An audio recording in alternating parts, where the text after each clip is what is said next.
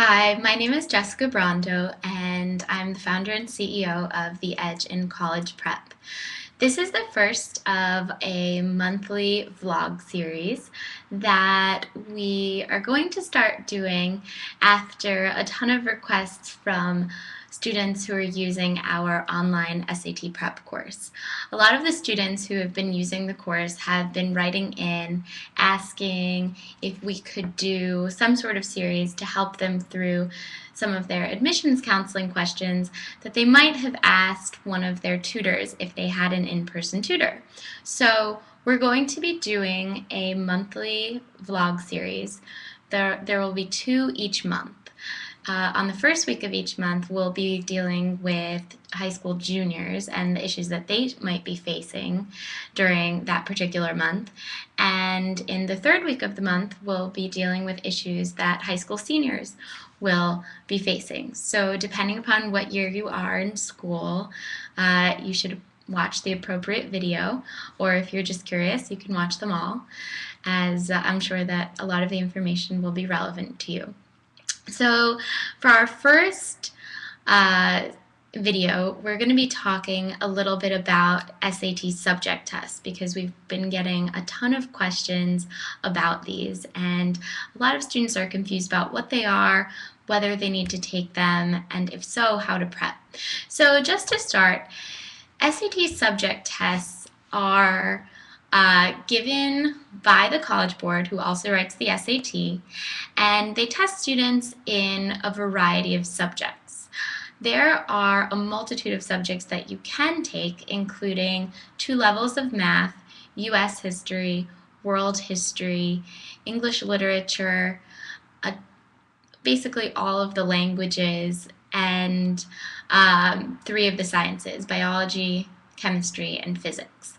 So depending upon which area and which subject you are successful at in school, that would obviously be the area that you might want to take your SAT subject test in.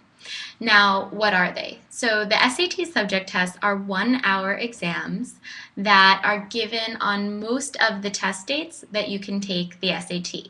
So for example, in May, on the first Saturday of the month, you can either take an SAT or 3 SAT subject tests. You don't have to take 3, but that's the maximum that you can take.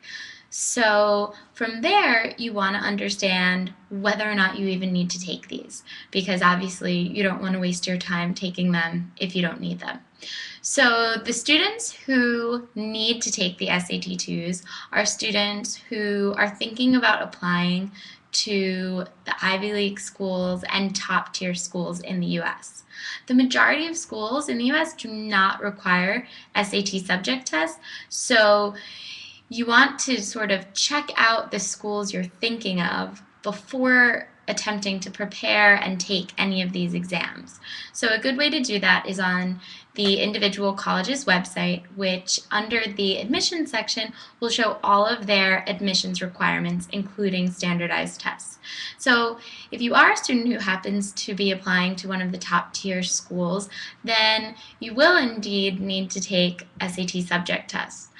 Most schools will require 2, but there are some schools out there still that require 3.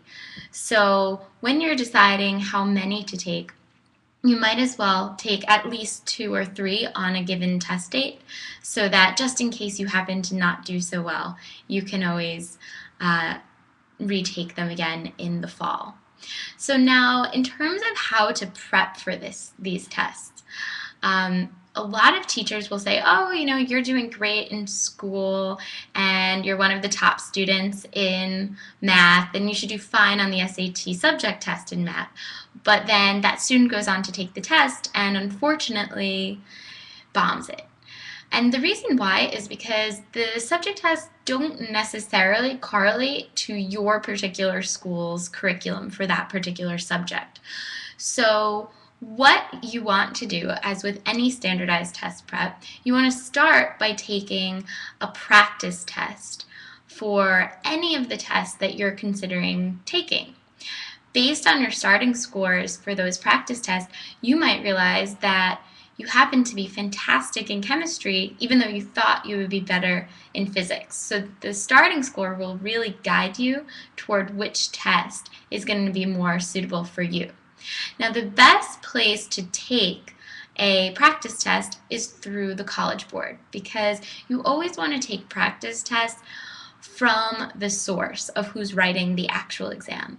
So the College Board has a book. It's called The Official Study Guide for the SAT Subject Tests, and in that book it has one practice test for each of the different subject tests. So if you're not really sure which test is most suitable for you, because you might be good in a ton of subjects, then you might as well buy that book and take a practice test in a couple of subjects to see which one you have the higher starting score. If you don't want to buy the book, most guidance offices should have a copy of this, so you could always ask to take a practice test during your lunch period or during a free period or even after school if they won't give it out to you to borrow. And once you do take your practice test and get your starting score, you'll then see your main areas of weakness in the test. So if you're taking a maths practice test, you can get an idea based on the questions that you're getting wrong of whether or not you're having the most difficulty with algebra, with coordinate geometry, with plane geometry, with 3D geometry, with basic arithmetic. And from there, you can create a study program for yourself using your curriculum and using other study guides out there. If you wish to supplement any of your own prep, The Edge offers private tutoring and online tutoring for all of the different subject tests. So if you do want to supplement your online SAT course, or if you're not an online SAT course student and you just want to do a little SAT subject test prep, you can definitely sign up for that on the website. So that's just a little bit about SAT-2s. Actually, SAT subject tests. SAT-2 is no longer being used. And if you would like a checklist of all of the to-dos for prepping for standardized tests for the subject tests, and the actual name of the book that you should buy, you can email me at vlog, that's V like Victor, L-O-G, at edgeincollegeprep.com. And once again, I'll be back next month in the first week of the month to talk about other issues that high school juniors will be facing. And in the third week of April, I'll also be back to talk to some of the high school seniors about things that they should be considering even after their application admissions decisions have come in. Thanks so much. Hope you enjoyed. Have a great night.